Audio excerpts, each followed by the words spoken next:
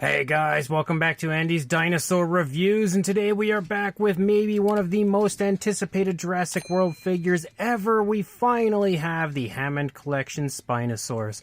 Funny story about this one, I actually had it pre-ordered, but for some reason Target has no idea what they're doing when it comes to their pre-orders, because my pre-order about a week ago for some reason changed to back-ordered. And then overnight I had checked on this just to see if they were shipping them on the website, and it stated that they were, but my pre-order was still back-ordered. What sense does that make? So I just canceled my pre-order and went to search for this in store, and I actually did find it, as you can obviously see, in store. But when I actually went to the first store to see if it was there, that store actually said that they did not have any. And I checked online to see what other stores near me had them, and it stated that no stores did. So I actually called a different Target that was about an hour away from the first one and checked that one, and they said they did. So if you are looking online on the website to try to, decipher if a Target near you has them, do not believe the website. It is incorrect. They may have them even if it states that they don't. So your best bet is to just call and ask them to check the DPCI number and see if they have it that way.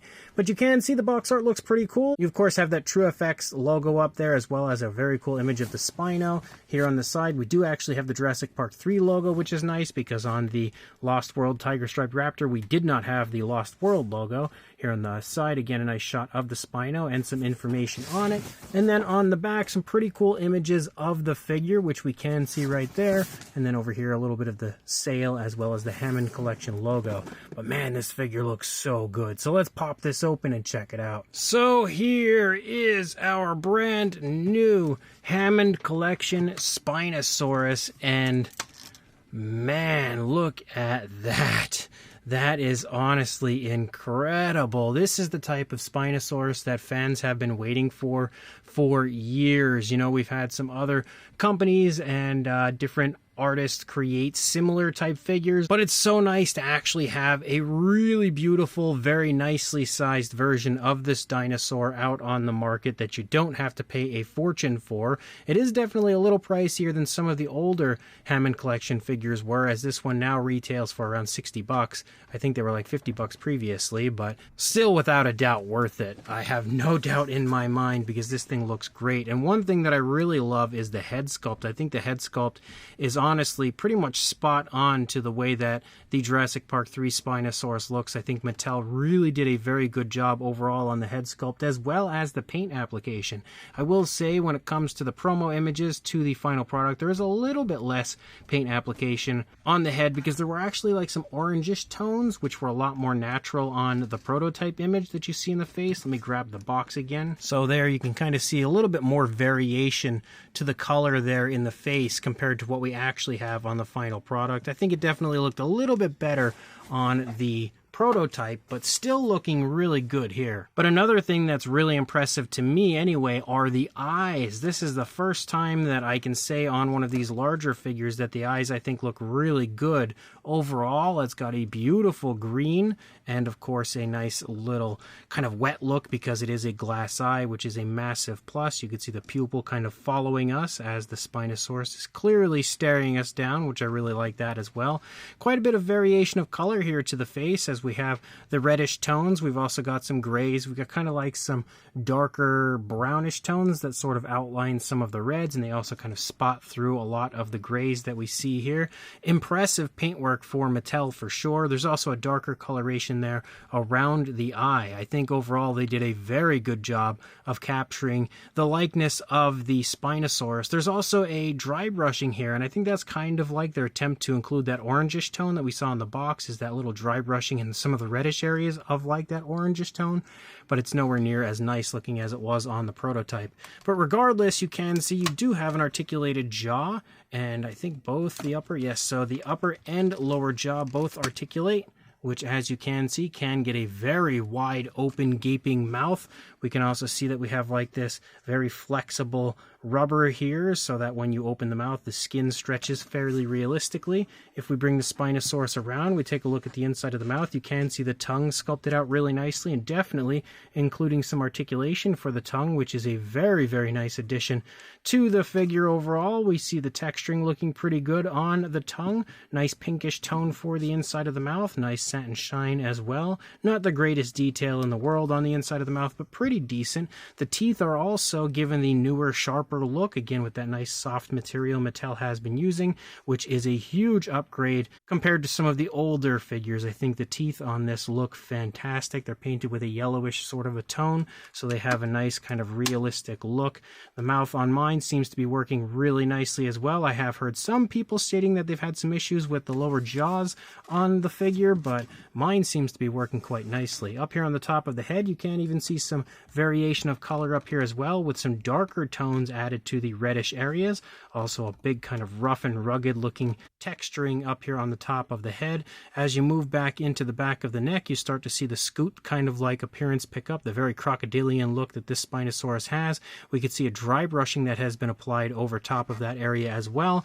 We also have that light gray beginning to lead back and kind of striping through the body, as well as a brownish tone. I've always been really quite torn on the Jurassic Park 3 Spinosaurus because sometimes it looks gray, sometimes it looks brown. So Mattel clearly went with the brown look, but I think it looks really nice as a whole. And again, this would be a really fun one to actually repaint. As far as the articulation goes, once we move down, you can see a really nice smooth area here where you can get some left and right and up and down action going, as well as a spot right here which can do the same, left and right, up and down. Oh, really smooth actually. You can swivel these areas as well. I think maybe this one. Let's go ahead and try. Nah, that one doesn't really, I mean, it does a little bit, but it can't swivel all the way around, not like this area can. But if we go ahead and get a further away look at how nice and smooth that neck articulation is. That is fantastic, giving you the ability to get some really, really nice turns in the neck. Super impressive posability when it comes to the neck of this one. We also have a light gray that moves along the underside of the Spinosaurus. You can see it leading down through the underside of the neck and throat. We've got really nice texturing down there as well that does lead down into the underside of the Spinosaurus. As we lead down into the body, we can see the texturing picking up. Very impressive scoot-like scales leading along. We have the light gray that continues to stripe down and basically kind of like squiggle and stripe. Pretty similar to the way it looks in Jurassic Park 3, leading down into the arm. The skin texture looks really beautiful the entire way through, very vibrant. You've got some nice scoots down the fingers, and would you look at that, the claws are painted on the hands, painted with a nice glossy black. They look super impressive. We also have the articulation of the arms, forward and back, also out away from the body, and then you can see elbow articulation, forward and back, can also swivel, and then wrist articulation, which can go forward and back and also swivel as well. So awesome articulation in the arms of the Spinosaurus. Leading further back into the stomach, we can see some more variation of color as they've actually dry brushed a light brown over some of the scales here in the stomach, helping to highlight the detail. We can see this light gray spread out here through the lower part of the stomach. Again, pretty much exactly as you should see on the Spinosaurus. The only thing leading through the body that I can see I'm not the biggest fan of is the lack of bluish tones in the sail, because you do see blues on the Spinosaurus in JP3, but I don't think it takes away from the figure, honestly, in person all that much. It just would have been nice to see them, but you can see the sail looks great. The only thing in the sail I'm not a huge fan of, outside of lacking the bluish tone, is the fact that there is a very obvious seam kind of moving through the top of the sail. It's not the end of the world considering it is an action figure, but it is what it is. We can also see some of the orangish tones kind of dry brushed through the sail as well. The texturing of the sail also looks fantastic, and I love that they've applied some lighter tones down here, kind of like a little patterning in that area as well. As we move back, we can actually see some dry brushing with a darker tone here over some of the scales, leading down into the leg. We even see a little bit of that darker tone moving through the front of the thigh. You also have some of that light gray kind of patterning down through the thigh. I think the only area that they could have improved in the leg would have been some of this tone kind of striping in from the rear, but it might have just been a little bit too much, because I think it's just a little bit too bright compared to the way it should look, you know, when it comes to the actual paintwork of the Spinosaurus in Jurassic Park 3.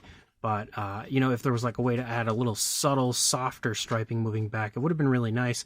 But either way, I think it looks fantastic, especially for being a mass-produced figure like this.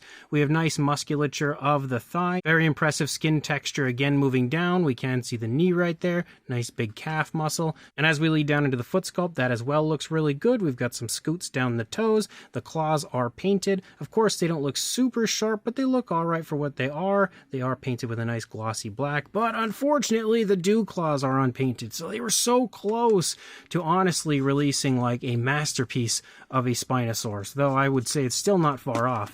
As far as the leg articulation goes, forward and back, it can maybe move out away from the body, yeah, a little bit. You've also got the knee articulation, forward and back, super smooth.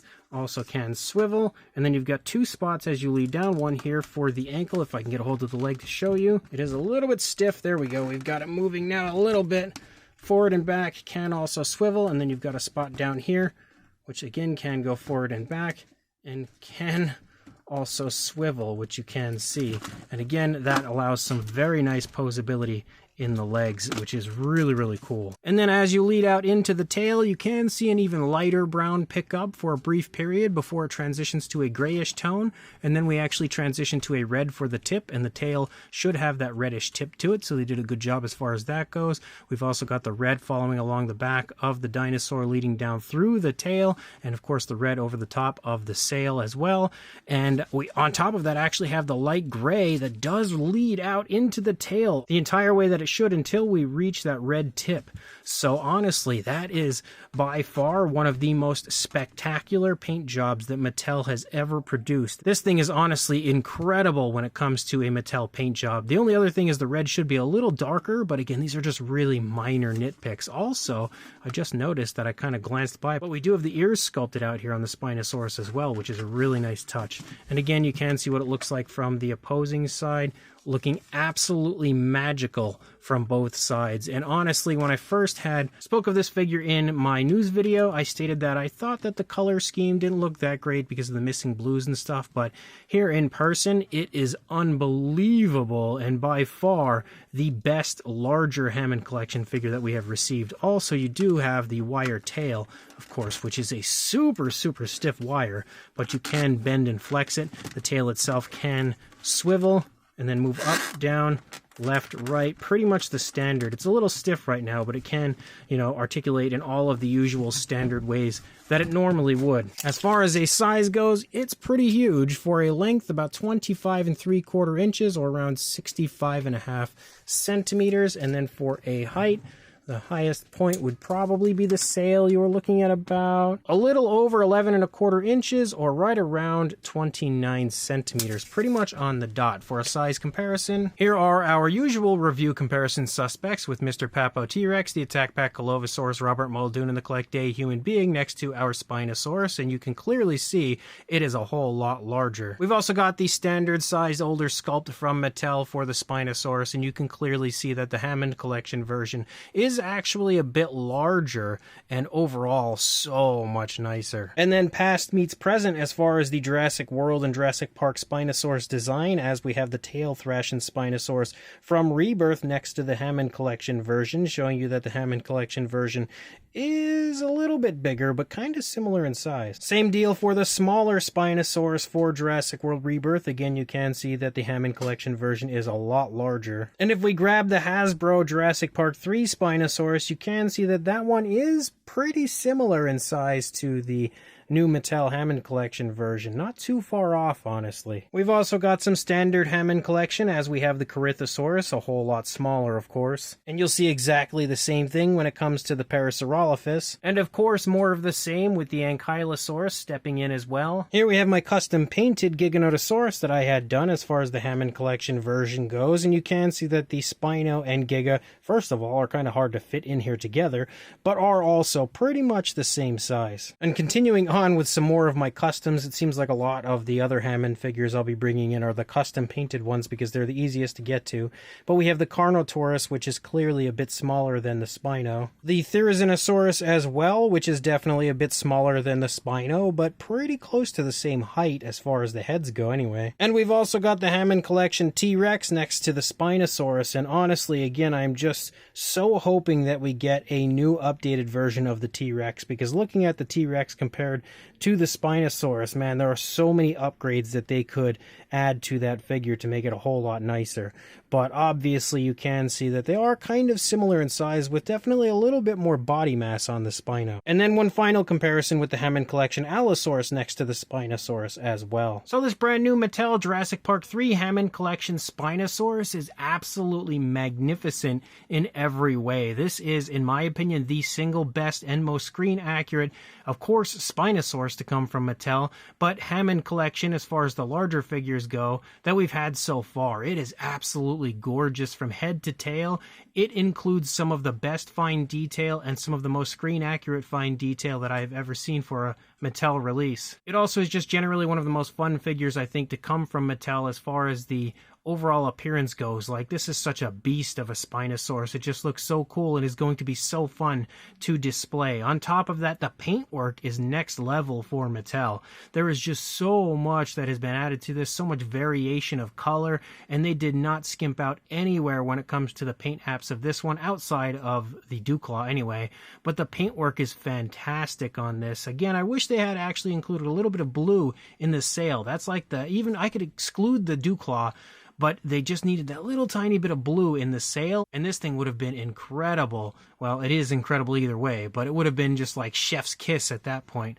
But the paintwork, again, is still extremely, extremely impressive for Mattel, with paintwork from head to tail and looking beyond impressive. The articulation is also exceptionally well done, really smooth, definitely a whole lot of mobility on this one, maybe even more so than we've had in the past, which makes this thing even cooler than a lot of the other Hammond Collection releases as well. So if you are interested in this, head to your local Target. I will include a link in the description to where you can purchase it on Target's website, but I think it's sold out this morning, so you'll have to wait until it pops back up. But again, like I said earlier, if you are interested, call your local Target, check the DPCI number. You can find that. Actually, I'll include it in the description if you guys want the DPCI to help you find it. So check the description, and of course, again, call your local Target, ask them if they've got it, and like, comment, and subscribe, and I will see you in the next review. Thanks for watching.